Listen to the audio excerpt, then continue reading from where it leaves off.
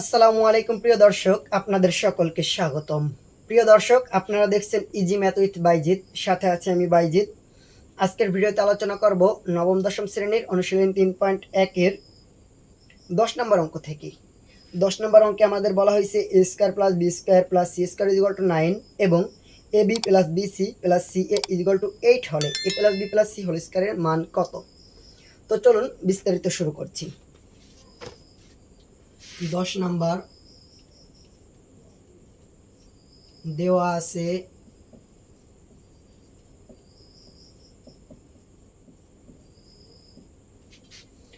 a square plus b square plus c square is equal to 9, a square plus b square plus c square is equal to 9 এবং ab plus bc plus ca is equal to 8 এবং আমাদের বলা হয়েছে a plus b plus c whole square এর মান কত? তো আমরা লিখতে পারি প্রদত্ত রাশি, যেহেতু আমাদেরকে রাশি দেওয়া আছে, প্রদত্ত রাশি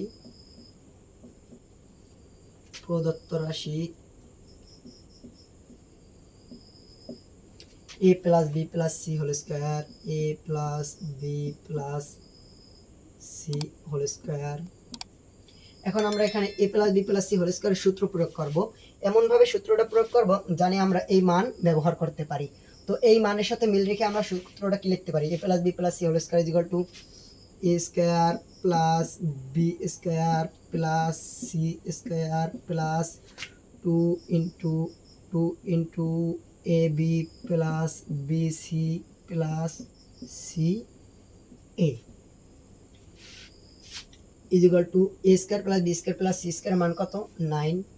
আমরা a plus a square plus b square plus c স্কয়ারের মান বসাইলাম 9 প্লাস এই 2, তারপরে ইন্টু এই যেহেতু ব্র্যাকেট আছে তার মানে into ab plus bc plus c এর মান কত? 8। এখন আমরা এখানে লিখে দিতে পারি মান বসিয়ে পাই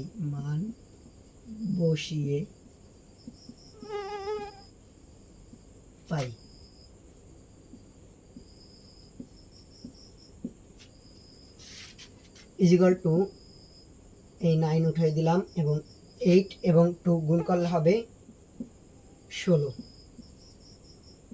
ইজ ইকুয়াল টু 9 6 15 5 হাতে আমার 1 1 2 25।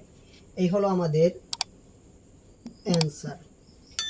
তো এই অঙ্কটা খুবই ছোট এবং খুবই সহজ, যেহেতু আমরা শুধুমাত্র আমাদের সূত্রটা প্রয়োগ করছি, a plus b plus c whole স্কয়ারের সূত্র প্রয়োগ করে শুধু মান বসাইছি।